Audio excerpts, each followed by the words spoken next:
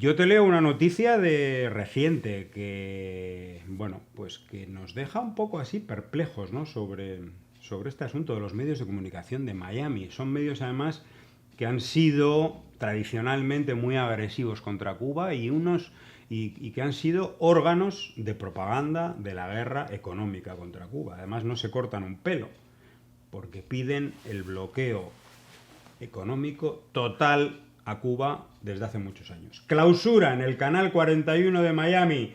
Todos los trabajadores de América TV desalojan el edificio. ¿Qué te ha parecido la noticia? Roma paga a los traidores, pero la desprecia. Realmente ha sido, es bastante sorprendente, pero bueno, creo que tiene que ver también con el mercado, ¿no? A lo mejor América TV ya no era lo suficientemente rentable.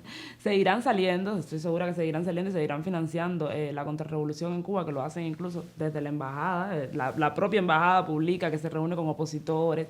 El injerencismo es evidente y ni se molestan en ocultarlo. Así que bueno, lo de América TV realmente me resulta raro, raro, porque sí ha sido como bastante punzante con el tema Cuba y tal. Pero bueno, leyes del mercado, el capitalismo no es conveniente, buscarán algo mejor y seguirán en su guerra mediática. Bueno, tú hablabas de la USAID, de la Agencia de Estados Unidos para la Cooperación Internacional, que tiene un recorte grande de sus fondos, que tiene un congelamiento de sus fondos, de hecho, para este año. Y hay que decir que, por un lado, esto es una tragedia, significa una tragedia humanitaria en muchos sitios de África, por ejemplo, donde hay ahora mismo millones de personas que no acceden a la alimentación porque tenían esa dependencia de la ayuda de esta agencia de cooperación de un país enormemente rico, que además tiene una obligación moral de destinar una parte de su presupuesto a la cooperación. Pero el señor Donald Trump pues no está por la labor y ha metido la motosierra donde le gusta, ¿no? En todo lo que es social y mucho más en aquello que es social, pero que pueda beneficiar a otros países, ¿no? Bueno, pero la USAID, y vamos a lo que nos interesa, al margen de este asunto, de esta tragedia, como digo, bueno, pues recortó los fondos también para la injerencia comunicacional y política en otros países, como Cuba.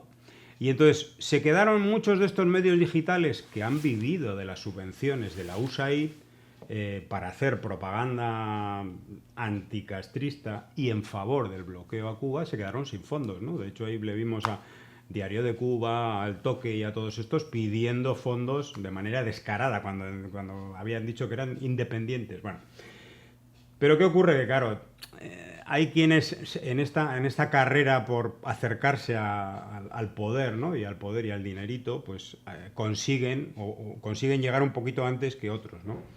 Y leemos, Estados Unidos restituye algunos programas de apoyo a la democracia, bueno, las comillas se las pongo yo, claro, y de prensa independiente en Cuba.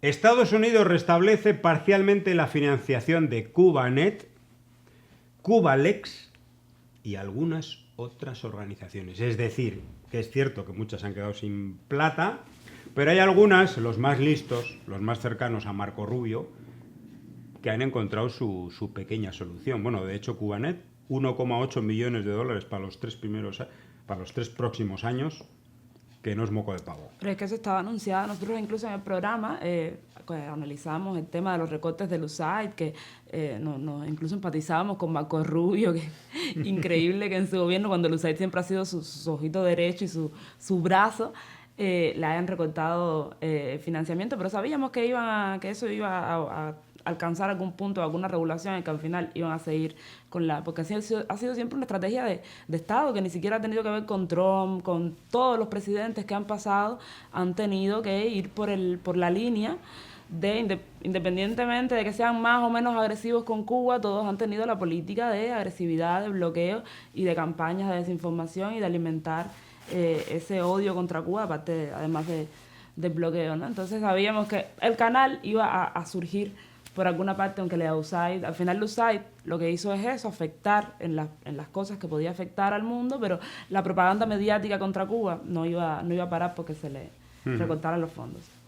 Bueno, CubaNet hay que decir que es un diario digital mercenario desde hace muchos años. Es posiblemente, no sé si el primero o de los primeros que allá al comienzo de los años 90, ¿no? Ya se hizo con un sitio, ¿no? Luego entró la época de la primera administración de Trump, en la que empezaron a salir como champiñones todos estos medios de Diario de Cuba, de ADN Cuba, etcétera, etcétera, ¿no? Y bueno, y el nombre de Cubalex. Cubalex no es un medio digital, es una especie de centro jurídico que es el que hace los informes jurídicos sobre supuestas violaciones de derechos humanos, y esos informes que sirven para hacer lobby para conseguir más sanciones contra Cuba. Es lo que utiliza el gobierno de Estados Unidos. Es decir, el gobierno de Estados Unidos paga sus subvenciones, paga sus ONGs, las crea y luego agarra los informes de esas ONGs, que son independientes, ¿verdad?,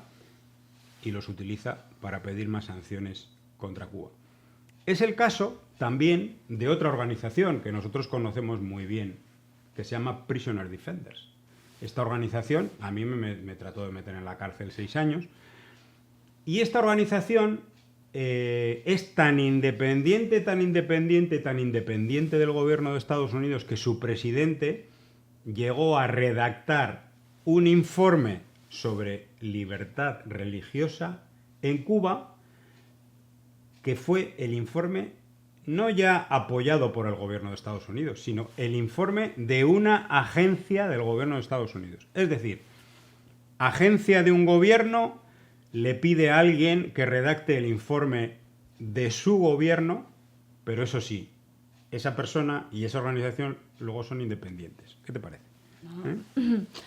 Me parece me parece la estrategia que ha seguido siempre Estados Unidos, las organizaciones dentro, a pesar de que ellos sean los que defienden la democracia, que bueno, manera de defender la democracia cuando todos los países votan en contra del bloqueo y se hace lo que Estados Unidos quiera, porque la democracia burguesa siempre ha estado mediada por intereses económicos, ¿no? Y es lo que pasa ahí. Estas organizaciones que se supone que sean las que defiendan la democracia y las que ayuden un poco a que Estados Unidos no sea el medidor de todas las cosas y el que controle la información, al final acaban trabajando para el gobierno de Estados Unidos y para sus intereses, y como no todo el mundo sabe este tipo de cosas, de que, porque por supuesto la información tampoco es tan democrática, sobre todo en redes sociales, que tienen unos algoritmos que impulsan lo que le conviene al poder, la gente se acaba creyendo porque viene de ONG, porque no es una información oficial, en fin.